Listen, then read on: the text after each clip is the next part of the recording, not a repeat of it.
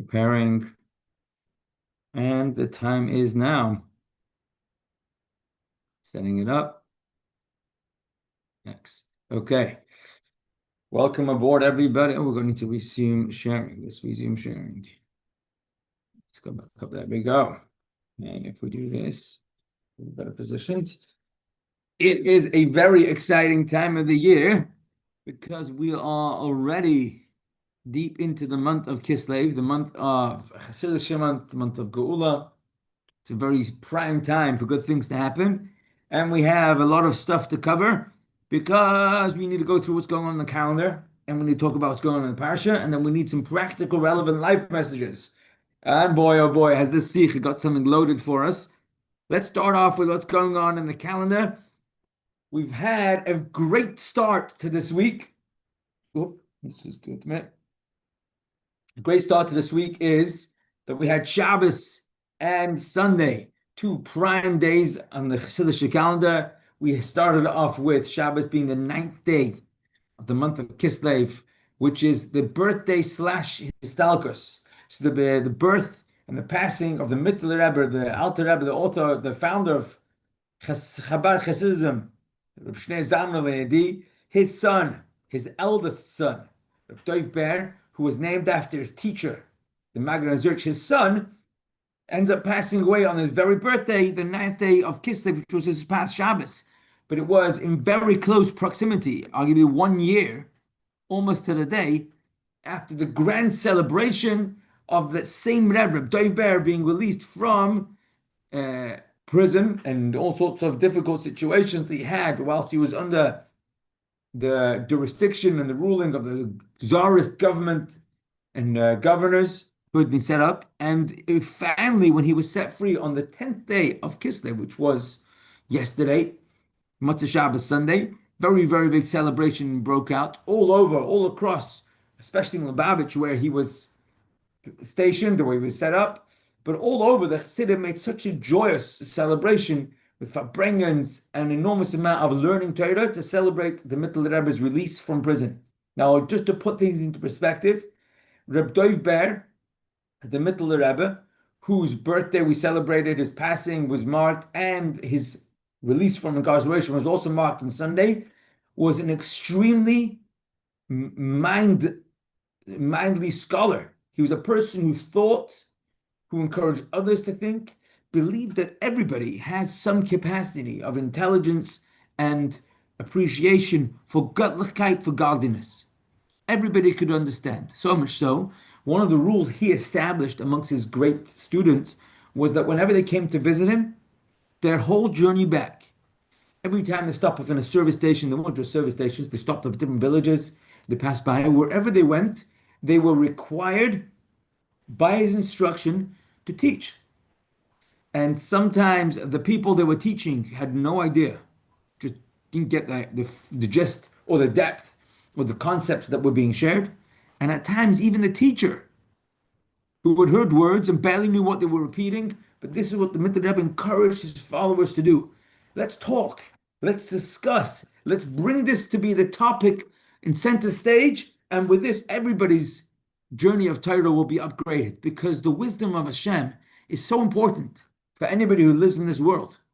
The wisdom of Hashem is so relevant, and it's got so much enlightenment, so much liberation to people, Yiddish people especially, wherever they go, and therefore he made it an obligation wherever Chassidim would go to have to repeat this. The comparison between him and his father, the Alter Rebbe, who founded Chabad Chassidim, who wrote the Tanya, authored the Tanya, who had it published, wrote the Shulchan Aruch Harav, no small deal. Because in the wording of the Alter Rebbe, every word that he wrote, published, or said was so precise and also very concise, so exact and also very measured. So a mimer of the Alter Rebbe in the early years could be a one-liner, and that was the entire content of the mimer. And his Chassidim would spend a lot of effort trying to decipher, to unpack a loaded statement like that. After the whole story of the Alter Rebbe's incarceration, he started expanding in his breadth and how long it would last, but nothing compared to what his son took over. And when we say We are celebrating this week what the Mittler Rebbe gave us. The way the later Rebbeim would refer to it is Rechovos Hanar. You have a little drop, a spring coming up from the Alter Rebbe, and by the time you get one generation on, whose celebration is this week, it's like a flowing river full of content, explained, and much easier to understand, even extremely deep concepts. And that's what the Mittler Rebbe dedicated his entire life to. And one of the things he taught his Hasidim is that with practice, even people who have a very little concentration span can expand that span, and they can concentrate more and more to steps and stages that they could never imagine possible. Look, if you're still concentrating now, we're already 8 minutes in, and you're still concentrating, give yourself a pat on the back, you're doing well. But the Mittler Rebbe's Hasidim would go on for 5 hours non-stop, and that was regular. At times it would go longer than that. And they would lose themselves in the topic at hand and fully concentrate. When I was in yeshiva, good in the good old days in Al Torah, our teacher told us he wants us to practice, and he would ask us how it's going. Practice concentrating just for the sake of concentrating. And he told us, do an easy one. Think of your favorite part of davening. And he suggested take Ashrei. Ashrei, Yeshua, Vayishlach, most of us, or a lot of us mightn't even know that by heart. We certainly did at the time. And he would say to us, when nobody's listening, you got spare time, you might be in bed over this, just start thinking the words of Ashrei from the beginning of the paragraph and try and see how far in you can get before you get distracted. Don't beat yourself up, just note how many lines you manage to concentrate for. And that's your new target. Break the new barrier. And every time you manage to go longer, notice how you're getting better and better at keeping your concentration. And of course, once a topic that you are thinking about, I mean, actually, there's loads of to think about. Each word, each verse is so beautifully written by David HaMelech. So concentrating on Ashrei was a great way in, and we would do that. We would try and get to beginning to end of Ashrei without losing concentration. And to me, it was fantastic. First of all, to see how quickly we tend to lose our concentration, but also how powerful our minds are. We can stretch it, and we can stretch it to do good things. That's this week. This is the celebration of Tes Yud Kislev that we marked Shabbos and Sunday, and that started off the week for us. We're now on Monday, and as we're cruising ahead, we're looking forward to a very, very exciting, loaded week ahead of us. We have to mention that this week we're also going to mark a very important day, and that is Yud Dalet Kislev. Well, of course, Yud Gimel Kislev is also the Nasach, but a very big day is Wednesday night, Thursday. Wednesday night, Thursday is the anniversary of the Rebbetzin Chaim Mushka and our Rebbe's wedding. It was a very, very big celebration. It was a tremendous celebration. It was so large that they couldn't find a hall that would be able to bring everyone together and that would be central enough until they went from where they were living at the time all the way over to Warsaw in Poland is where the Rebbe's wedding took place, and you needed tickets to get in. It was that packed.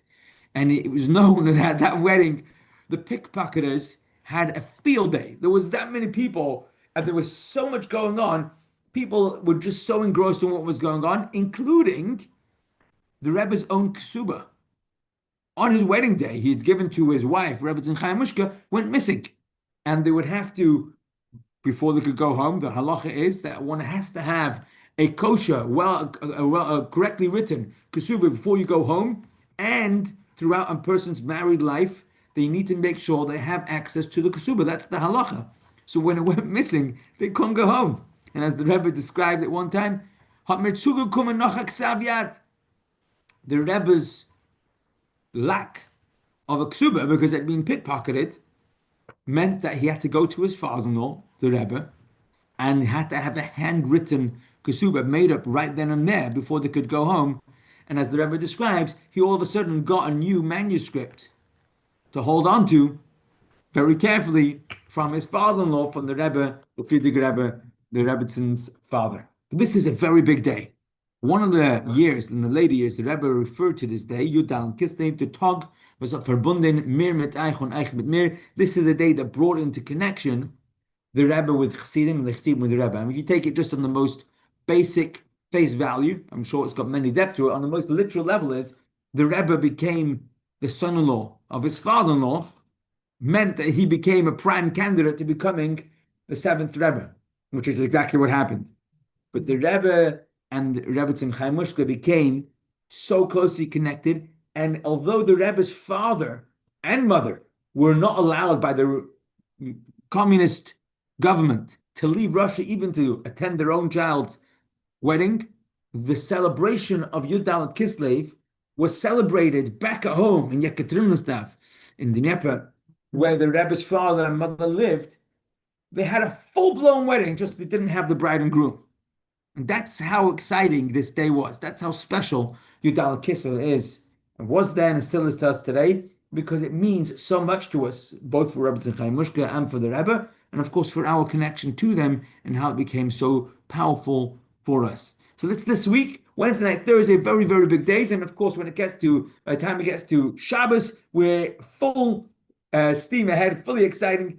Tes Zayin is Shabbos, which means Sunday night, I'm getting this wrong, Monday night, Tuesday is Yud Ches Yud Tes. Yud Tes Kislev will be on Tuesday, which means that a week tonight will be the beginning of Rosh Hashanah L'Chasidus. It is the biggest day in Chabad Hasidism in general, on Hasidic teachings as well, because it's the day that the Alter Rebbe, the founder of Chabad Hasidism, was released from prison and turned it into a day of celebration, not just for him, but for all of Klal Yisrael, for all of time. And that's why this time next week, instead of having a shir here online, we're encouraging everybody to come and join the Manchester Farbrengen.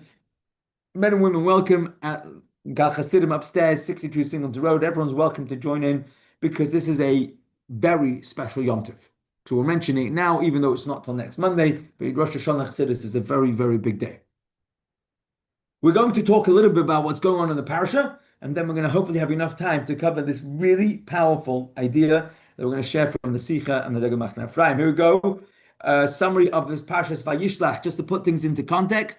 We have finished last week's Sedra, which we said was a snapshot of going down into Galus. Yaakov Avinu leaves home, leaves Israel, leaves Canaan, leaves his father's home, and he travels to Uncle Lavan, where he is on 100% guard. He's on overdrive, making sure he doesn't drop a single bit of his tremendous responsibility to navigate being in a place that no Jewish boy should go. Haran, Lavan town, Uncle Lavan's space was really, he was a trickster, he was sly, and it wasn't easy for him to be there. And Yaakov Avinu manages, against all odds, to be able to keep his guard up, to remain faithful to all his values, but not only to survive, to come out from Lavan town with the biggest, greatest asset that you could imagine. He set up his entire family. He managed to bring home Rachel and Leah, Bilhah and Zilpah, and of course, 11 out of the 12 Shvatim are born in Lavan town in Haran, which was all last week. But as we turn from Parshas Vayetze, we get to Parshas Vayishlach, it's almost the polar opposite. Where last week we learned how Yaakov Avinu left home to travel to Haran town, this week we learn about Yaakov Avinu coming back from Haran town, from Uncle Lavan's space, coming back to Eretz Yisrael. But as we know, Yaakov Avinu gets a lot of parashiyos describing his life, because his life was extremely eventful. It was a very challenging life. And more importantly, it's not just a storybook. Many, many of Yaakov Avinu's life stories are important for us to know, to learn about, and to notice that Hashem is teaching us how to navigate our life by way of the stories of Yaakov. So let's talk about this week's Parashah stories, because as we said, these are going to be important life messages. Yaakov Avinu is getting closer to hometown, he's coming back to Eretz Yisrael, and he starts to realize that he has a major problem on his hand. 20 years ago, it's almost 22 years now, he left home running for his life. He escaped at the advice of his mother, as Rivka Imenu advised the younger of the twins to run away from his brother Esav, who was so upset about the taking of the brachas that Yaakov had managed to outsmart his father. Under her instruction, he was fuming. He was swearing that he would kill Yaakov. And therefore Yaakov had fled to make sure, as Rivka had said, let the things calm down before you come back. Now he's coming back. And Hashem had told him to come back, but he had to make sure he did everything in his power to stay safe even when he came back. So his first thing was to find out what's the temperature. Where is Esav up to in this blow up they had 20 odd years ago? And therefore he sends out messengers to go out to meet Esav and to find out whether he's got over it or he's still in his very, very heated up, determined stage and therefore a dangerous situation. They come back telling him that although you've been very friendly, you're very interested in making things work, Esav's not there. Esav, not only is he still fuming, when he heard the news and he's picked up on the grapevine that Yaakov's coming back to town, he's actually gathered his henchmen. And there's 400 of them marching up together with Esav, determined to take out Esav, to take out Yaakov and to hurt him so that he doesn't have an easy time back in Eretz Yisrael, back in Canaan. And that's when Yaakov takes a very, very realistic appraisal of what's going on, and he makes a three-pronged plan, which of course is important for us to know that when these things are dangerous, he doesn't turn around and leave go and run. He doesn't stop doing what Hashem had told him to do because he had instructions to go back to Eretz Yisrael, but he does do three things. He davens and asks Hashem to help him. But the davening part is not the first thing he does. He also sends out to Esav tremendous amounts of wow factor gifts. He's going to kill Esav with love. He's going to wow him with such warmth and friendship, friendliness, that Esav, even if he's determined to hurt him, has a very good chance of being turned around. And he didn't just send one big massive gift. He was smart about that. He sent a big gift and followed that up with another big gift and followed that up with another big gift, and thereby getting the wow factor to build up more and more and more. And of course, he also did a third step, which was if all else fails. If all else fails, and it turns out that it does boil down to a real confrontation, what would be the best possible strategy? And he comes up with an interesting setup where he would split his entire family and everything that he had, and to have the best possible option that even if one part gets into a brawl, into a fight, the other part should still have the best chance of running away and perhaps even coming around from the back to be able to try and support. And this is what Yaakov plans. And after he sets that plan into motion, he now starts moving in closer into Canaan, heading back to where he has to get to. It is there where he stops at the river Yabok, and he's going to cross over this brook, this thin river. And in order to take everybody across the river, he single-handedly ferries everybody across the water. He would be standing in the middle and lifting one person and one item and one piece of one sheep and one livestock at a time and crossing them over the Yabok River. And it takes him all day. And by the time he's finished, everybody's on the other side and he's more or less done. And when he seems, well, the basic reading is he sees that there are some things left behind, pachim ketanim, so he goes back on his own to pick up the last few remaining items to cross this river Yabok. And it's then that he gets attacked.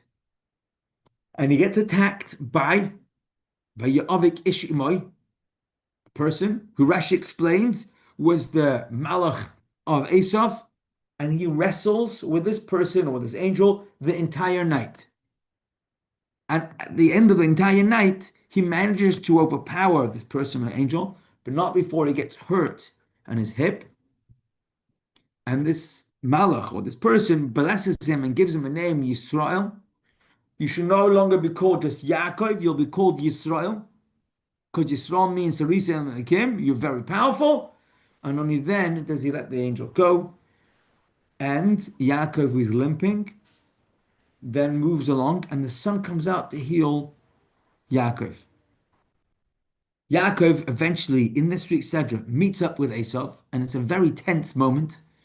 And Rashi brings two pshatim, and he says either Esav was still determined to hurt him, or Esav would turn around, but certainly at the last second, when the whole setup is, he's split his camp, he's already done all the gifts, he's davened to Hashem, and then as a last extra attempt to win over Esav, Yaakov literally bows before Esav and bows again and comes up towards Esav in a total submissive position and presentation.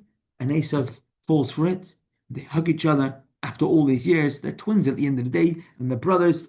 And Esav is so wowed by Yaakov, he actually invites Yaakov, why don't you come home with me to my tent? I will host you, and you'll stay with me in my palace, in my kingdom. And Yaakov kindly, appreciatively declines and he says, oh, I'll make my way over slowly. You guys go ahead. I'll get to you eventually. And actually tells us eventually, meaning when the Mashiach comes, Yaakov will come. All the Mashiach Marasi and the Shvitas are Esav. Yaakov will eventually come over to Esav town to include that also in the transformation. The story then continues after this whole confrontation with Yaakov and Esav works out for the best and it works out okay. We now have the story of the passing of Rachel. Sorry, I skipped the story. We still have the story of the Shechem. Sorry, we still have the story of the Shechem, and the story of Shechem is a very sad story. It's a story where Yaakov Avinu buys his first plot of land in Eretz Yisrael when he comes back and pays the full amount just outside the tribe of Shechem. And the tribe of Shechem was named after the prince of that tribe, Shechem ben Chamor. And there they were living outside of Shechem in their plot of land. And it was there that the sister of the tribes, the daughter of Yaakov, who was the sister of his tribes, goes out for a walk and gets kidnapped and taken hostage and is raped by Shechem himself. And Shechem is desperate to marry and to keep Dinah as a wife.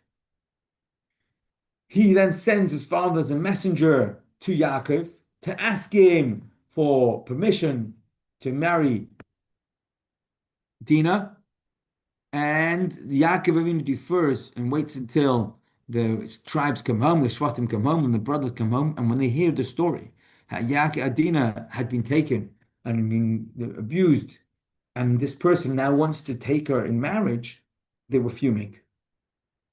This was unacceptable by all standards. We certainly don't know how around it, but even then, even though people misbehaved, including the Sheva Mitzvahs ben Noach, and which was acceptable by all the people at the time, this was considered unacceptable behavior by everybody's standard. And nobody had spoken up. No one amongst the tribe of Shechem.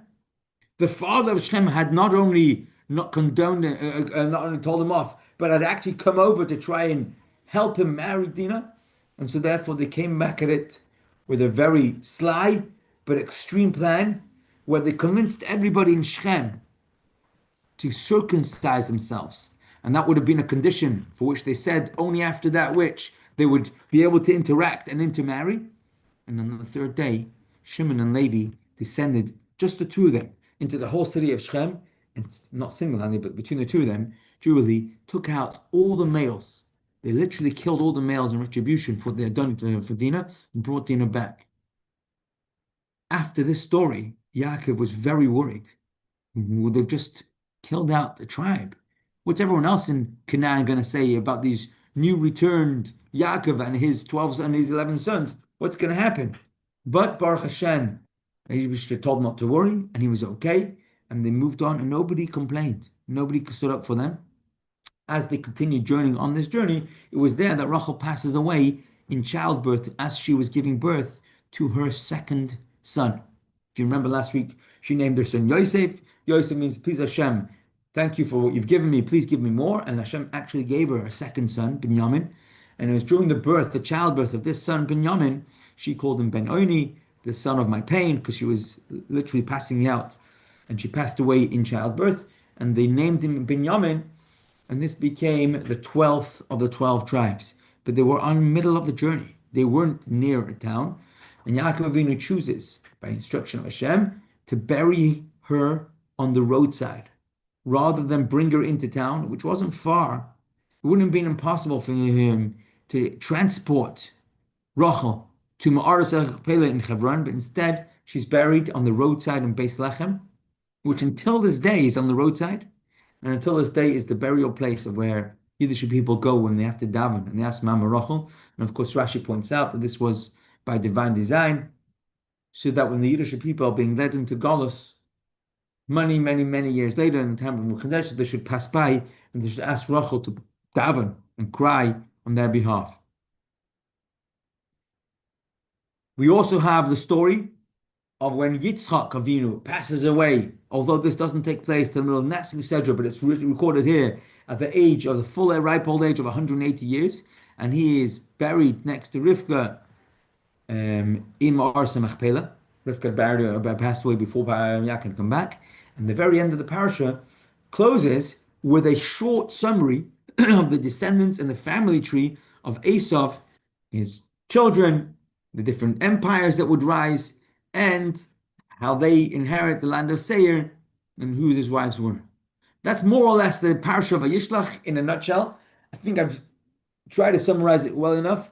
What's important for us to realize is that this week's Sedra is a turning moment from when we've learned how Yaakov teaches us how to navigate Golus. We're now delving into Yaakov's own personal life and the hardships, the challenges that he navigated, and how he teaches us to navigate our mission, including our challenges.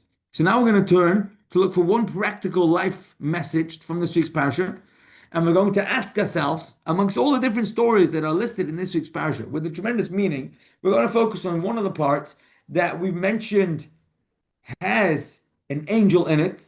We're going to be talking about the wrestling match between Yaakov and the man, who Rashi tells us is the Malach, and we're going to notice how actually, although this story seems like mystical, spiritual, something that we can't really relate to, actually in the Rebbe Sichos and many other teachings, this is a very, very important and highly relevant idea that we can put into practice starting tonight. We want to learn it because it's Parshas Vayishlach now. We want to learn it because in this time of the year, in the month of Kislev, we've described how much Hasidic energy there is, and we're running up for Hanukkah. This is a very important message, very relevant to us as we standpoint. Then we're going to put the question on the screen, as JL has prepared it for us. Question for discussion. Why do we sometimes resist stepping into leadership or growth, even when we know it's the right thing to do? And we have all sorts of excuses of why we don't have to. We can't really bring ourselves to do what we need to do. What are we really afraid of? And of course, this is an open-ended question, but it's a very specific question. It's a question that asks us to be honest with ourselves and say, when we are staying clear of a leadership role, if we don't feel that we'd have the courage or whatever it is, that something's stopping us from growing, from stepping up into a higher role. So often we'll say, oh, I don't want to do this. We're asking, what's behind that? What usually is the main reason, or one of the main reasons, that you think might stop somebody, or stop yourself, if you can be personal, from actually stepping up? Anyone feeling comfortable to unmute and share some ideas of what the challenge might be? If you're female and not being feminist, if you're female, you could be putting your family first. Oh, interesting. So you don't want to be a leadership if it's going to come at the cost of something else. I mean, you said female, so already we're going with that. But I think that's a very valid point. Sometimes we don't take up a leadership position, we don't push ourselves because we have other responsibilities that come first. And that's actually a good idea to notice before we step up. But I'm going to push this a little bit and say to ourselves, if we're really honest, and there's a leadership position that's needed to be filled, although sometimes we can't fill it because we have other responsibilities, at times, I'm going to suggest even oftentimes, there's a different reason that holds us back. Anyone want to weigh in on this?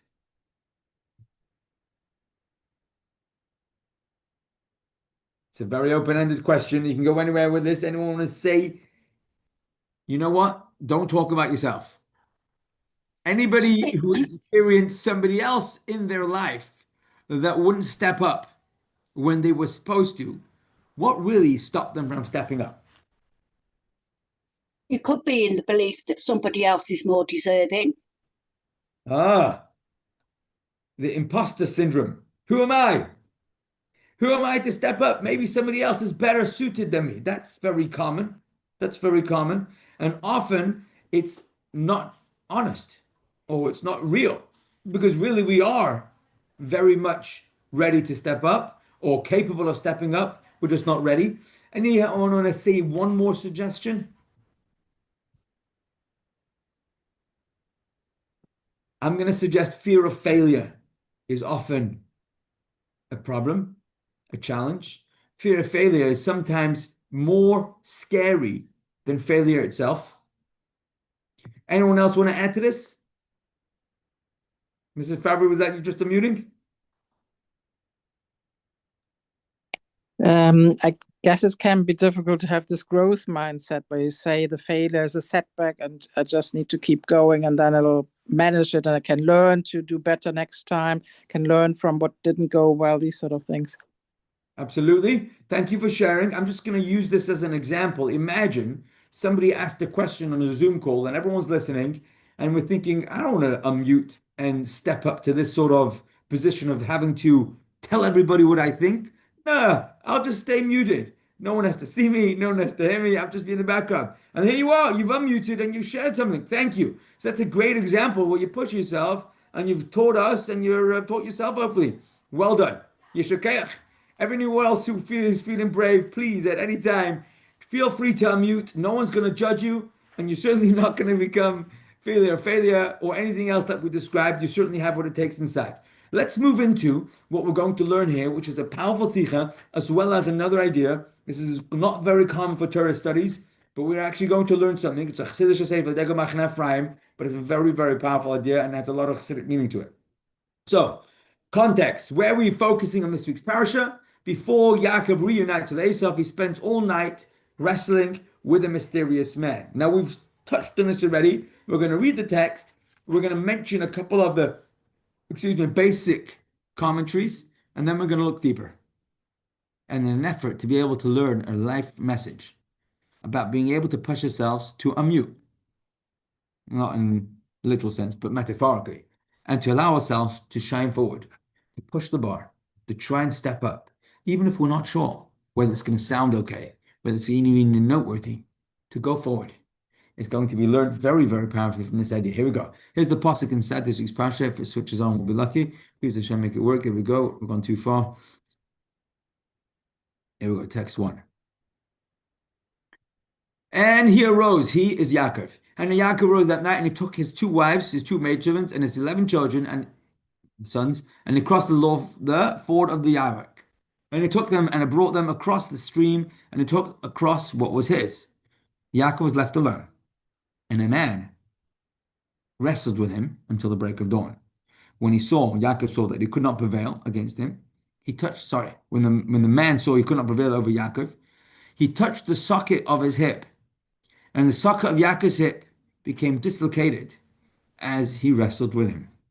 And the man said, "Let me go." He's obviously pinned down, and Yaakov's holding him. And he says to Yaakov, "Let me go, for dawn is breaking." But Yaakov said, "I will not let you go unless you have blessed me." So Yaakov's got the upper hand. He's pinned down this man, and the man is asking to be go because dawn is breaking. And Yaakov says, on condition, if you bless me first. And so he said to him, "What is your name?" And he said, "Yaakov." And he said, "Your name shall no longer be called Yaakov, but Yisrael, because you have commanding power with God and with men, and you have prevailed, and therefore you deserve the name Yisrael." Yaakov asked and said, "Now tell me your name." And he said, "Why is it that you asked for my name?" And he blessed him there. Yaakov named the place Peniel, for he said, "I saw a man of God face to face, and my soul was saved." Now that last verse gives us already an indicator that Yaakov felt that the man he saw, which he saw a man of God, and he came face to face and was surprised that his soul was saved, that interaction was so intense. The man of God was so powerful that Yaakov says it's noteworthy that he was saved, that not till nafshim, his soul was saved, yet Yaakov managed to prevail. So Yaakov wins, and the man changes Yaakov's name to Yisrael. That's the summary of the story, and we're going to ask 4 questions. Question number 1 is going to be, who is this man? Number two is going to be what was the purpose of his wrestling with Yaakov, and why did he come specifically at this point, at this juncture? Some of these we know the answer for already, but let's just do the questions. What is the significance of the name change? What does it even mean to us? Why does Yaakov getting a new name make any difference? And of course, why is it so important for Yaakov to find out this man's name? And what indeed is the answer to this question, what is his name? He didn't answer the question. He says, why do you ask me my name? And he blesses him. So if Yaakov is asking the question, what's he asking? And if he doesn't get an answer, why not? Okay, so some suggest, as we mentioned in Rashi, that it was Esav's guardian angel. And Esav's malach, Esav's angel, had come to try to harm Yaakov. And he was wrestling with Yaakov. And the idea was that Yaakov Avinu was able to overcome Esav's angel, and that was the spiritual playing out of what was going to take place after that. Let's read it inside, as Rashi tells us. A man wrestled. Our Chachamim tell us that this was the guardian angel of Esav. Okay, the struggle is over. Who truly deserved the birthright and blessings? As Rashi continues to say, the reason why now the angel came, and not only came, but came to fight it out with Yaakov, because now it was a discussion of whether or not Yaakov was right for what he had done all those 20-something years earlier when he had outsmarted Esau taking the brachas. And therefore he says, I'm not going to let you go until you give me a bracha, ki im berechtani.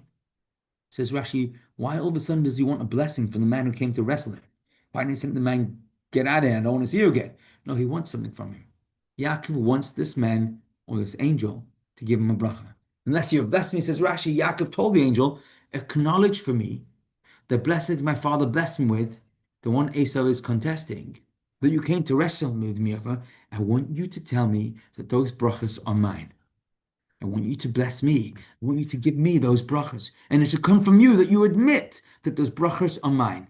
Says Rashi, that's exactly what happened. He turns around and he says, you know what, Yaakov? Here you go. Your name shall no longer be called Yaakov. It shall no longer be said that blessings come to you through trickery, akeva, and deceit, but with nobility, shirara or surana, and openness. Ultimately, God will reveal himself to you in Beis El and change your name, and there he will bless you, but I should be there and admit your right to the blessings. So with this, Rashi is giving us, first of all, an insight to a question which we'll get to in a moment, but Rashi is also answering, how come this man or this angel is calling him Yisrael right here, right now, when later on, Hashem's going to do exactly the same thing. He's going to change Yaakov's name to Yisrael. So how did this man, angel, know ahead of time? And how did he tell Yaakov now that which Hashem is only going to tell him later? And Rashi is telling us that he didn't actually rename Yaakov right now. He was telling him what was going to take place in the future, that Hashem is going to change your name to Yisrael. And he adds, I will be there to admit that he's right. That's one part of Rashi. Rashi telling us why Hashem is going to do what seems like has already been done, because it's not been done here, it's just been forecasted here. But the other part that Rashi is telling us is that the word Yaakov, which was Yaakov's name until now, has the same root as the word akeva, which could mean trickery, twisting. The name change affirmed that he had right fear in the blessings and not through trickery. Although Esav had argued to his father after he realized that Yaakov took the brachas, oh, he's got the correct name, he's always tricking me. At this point, he wasn't doing that.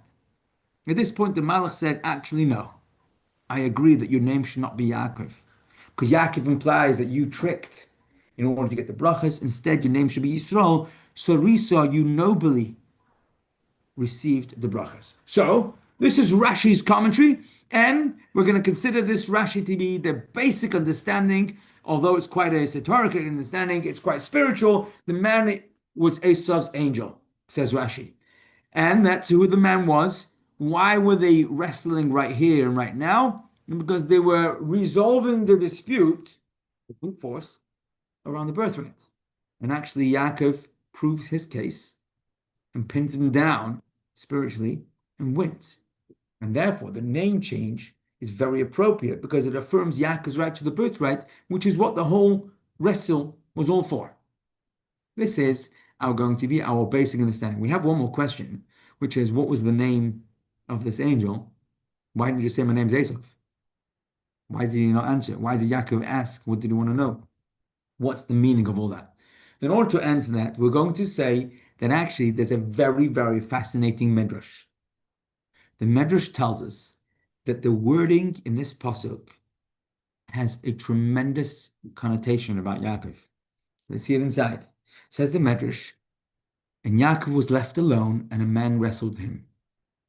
And from this point on, we're shifting to a much deeper understanding of this entire story, which will also carry for us a very important lesson for how we should navigate our life to learn to be like Yaakov always. Learn to be like Yaakov means that even when it's tough, even when it's more comfortable, to not step up.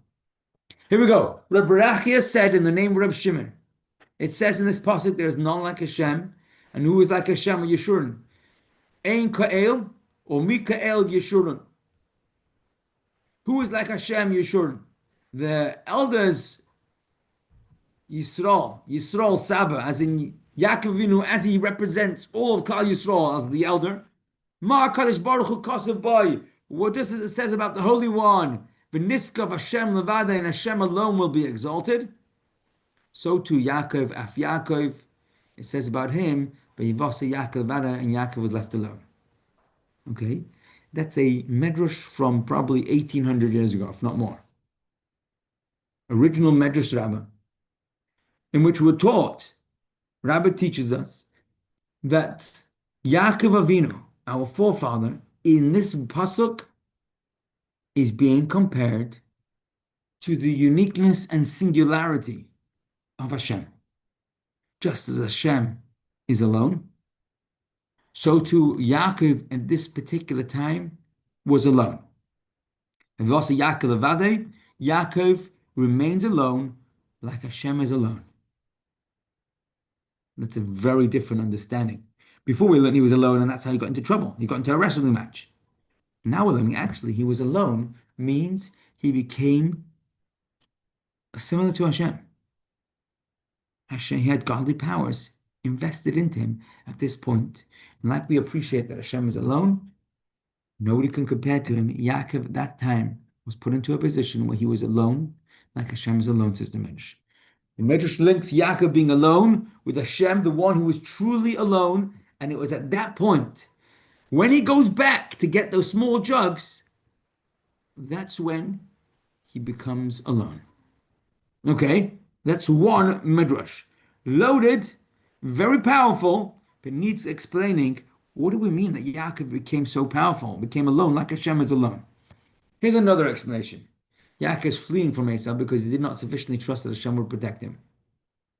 And this explanation tells us that when Yaakov went back, he crossed over the river because he got cold feet.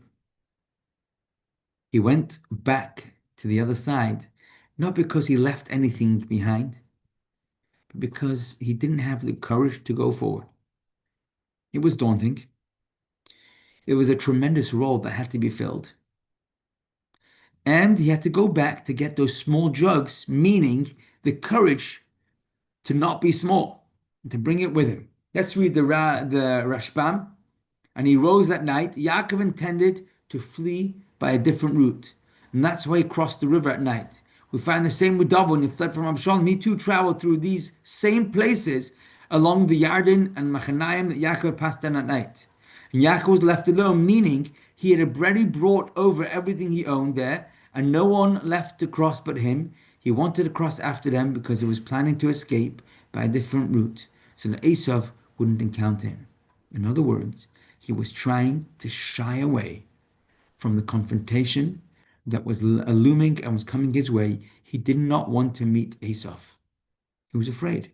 He didn't want to go there. And the Rashbam continues, and a man wrestled, an angel wrestled with him to stop him from escaping, so that he would be forced to face the situation and witness the fulfillment of Hashem's promise, namely that Esau would not harm him. This is a very different pshat. Hashem sent a messenger to stop Yaakov from not stepping up to his responsibility, from fleeing. And that's why, says the Rashbam, Yaakov got hurt, of all places, on his thigh as a punishment for trying to abandon his mission of looking out for Esav. He was trying to avoid this enormously important meetup between him and Esav because he didn't feel ready, or because he didn't feel like he had the ability or what it would take to actually live through this confrontation, although Hashem had promised him that it would be okay, and therefore he was going the back route. That's what brought him across the river. And when he went back, the Malach attacked him and wrestled with him, telling him that he must go to meet Esav. So we now have three different, very different pshatim. We've got the basic pshat, which is its own self-contained pshat, that Yaakov was on his way to Esav, and the Malach of Esav wanted him to not take the brachos or concede the brachos. And Yaakov wrestles with him and manages to secure the brachos. Put that to one side. We're going to have two other pshatim that we're going to focus on. One, that Yaakov is enormously great. He's alone, like Hashem. And the other pshat is that he's running away from his responsibility. And the angel is the angel that's coming to tell him, you can't. You must step up. And I'm going to make sure you step up. I'm going to wrestle you to make sure that you move in to go and meet Esav. Although it feels so daunting and so difficult, so large, so enormous and scary, you must go this route. So now at this point, there's one more quote from the Rashbam. Let's just read it inside. Why was Yaakov struck and left limping? Because Hashem promised to protect him, yet he had to run away. We find this pattern that anyone who travels against Hashem will resist his mission. For example, Moshe, who argued with Hashem all night and he said, I don't want to take the mission to save the Yidden. And of course, we know the famous story with Yonah, who said to Hashem, I don't want to go to Nineveh. I'm going to go on a boat. And he ran away. He gets swallowed by the fish. And in all those cases, we find that you have people who are enormously, in retrospect, giants. Yet when Hashem tells them to step up, at face value, it seems like they're shying away from their responsibility. And here's where these two ideas, on the one hand, we're learning that Yaakov Avinu is feeling very small and he's looking to run away. And at the same time, we're being told that the same pasuk also teaches us, Vayishlach Yaakov levado. It was at that moment that Yaakov becomes filled with such godly powers that he is alone on the level like Hashem is alone. So let's just say, the Sikh and Tafshin Perichelek Tesvav tells us that actually these two ideas come hand in hand, are extremely connected, and they carry a lesson for us at a time like now when we're getting ready for Yotes Kislev. When we feel inadequate, when we feel like we don't have the strength to deal with that, or said in different ways, when we feel like this struggle requires such enormous strength, such enormous skill and resources, who am I? Vayishlach Yaakov levado. When I feel like I'm alone and I don't have what it takes, I need to remind myself that this is exactly the time that Hashem invests into me the deepest powers that I never dreamt I have and possibly didn't have up until this point. Because when Hashem sets us up with a mission, that mission comes with its strength. And that's why these two very opposite type of commentaries both come on the same pasuk. The Medrash tells us that he's being filled with extra power. Vayishlach Yaakov levado is like Niskav Hashem levado. And at the same time, we see that Yaakov is shying away from his responsibility, indicative of how difficult it was for him to step up to this role. Yaakov was afraid of his true self and the great mission with which he was tasked. Moshe, Yonah, and other greats faced the same dilemma with the same response. And to be honest, this is usually the most common reason why people don't step up to responsibility. Because they're afraid that I don't have what it takes. Who am I? And that could come out in all sorts of ways. But at the core of what's driving a person from stepping up, maybe I'm going to fail because I'm not smart enough, because I'm not fast enough, because other people might do it differently and better than me. And that thought process, that conversation is straight up a distraction that doesn't take into account the fact that Hashem set us up for this mission by giving us every bit of resource that we need. So how do I know if I can do it? And the answer is if Hashem set me up, that's his biggest vote in telling me that he's given us what it takes. Now we're going to learn the Dagamach Ephraim takes us into, makes it even easier to explain and puts it into such a beautiful way of understanding this very pasuk. He basically is going to tell us that the angel that came to fight and to wrestle with Yaakov can be understood to be not somebody else or something else, but Yaakov's inner self, a voice inside Yaakov's psyche. And Yaakov wrestled with that voice all night. And all night, Yaakov said, no, I can't do it. There's no way I can overcome the angel. The angel is so much larger than anything I have. Ad alois hashachar, until dawn breaks. And what Yaakov realizes then is what the Sikha tells us from the beginning, from the Medrash, that actually, Vayivasa Yaakov levadei, this feeling of being alone. No one's helping me. I've got to figure all of this out on my own. I need to be the leader. I need to be the one in the front. And the Medrash tells us that that is the best sign that we have that Hashem is here with us, investing into me. Let's read it inside. Is starting off with a quote from Rabbi Saxel Vashalom. They were afraid essentially of their mission. Moshe kept telling Hashem at the burning bush, who am I? They won't believe in me. I'm not a man of words. Equally, Yonah was reluctant to deliver a message from Hashem to Israel's enemies. And Yaakov just said to Hashem, I am unworthy of all the kindness and faith that you have shown in me. Nor were these only people in Tanakh who had this kind of fear. So did the prophet Yeshaya, when he said to Hashem, I am a man of unclean lips. So did Yirmiyah, when he said, I cannot speak, I'm a child. This is not a physical fear. It is the fear that comes from a feeling of a personal inadequacy. Who am I to lead the Jewish people? Asked Moshe. Who am I to deliver words of Hashem? Asked the prophets. Who am I to stand before my brother Esav, knowing that I will continue the covenant and will not? Asked Yaakov. Sometimes the greatest have the least self-confidence because they know how immense is the responsibility and how small they feel in relation to it. Sometimes it takes a mother who appreciates the depth of the responsibility of mothering. Sometimes it takes a wise neighbor or friend or spouse or sibling or child to recognize how important the mission is. And the result, instead of feeling empowered, could bring about a feeling of, I understand how important this is. I feel so small in relation to it. Who am I? Courage does not mean having no fear. It means having fear, but overcoming it. This one line, courage does not mean having no fear. Courage means having the fear because we realize how important it is, but overcoming that fear. If that is true of a physical courage, it's no less true of a moral and spiritual courage. And this is so important. The man was inside Yaakov's own consciousness as he battled the version of himself that he was being pushed to come. So why are we calling it Yaakov's angel? Sorry, Esav's angel, because Yaakov is being told, you must go and engage Esav, and only you can turn him around. And that's the reason you got the brachas from Father Yitzchak, because you are going to meet Esav, you're going to engage Esav, and you're going to turn him around and start the process of transformation. Yes, you, Yaakov, and only you can do it. It's so important. And Yaakov thinks, me?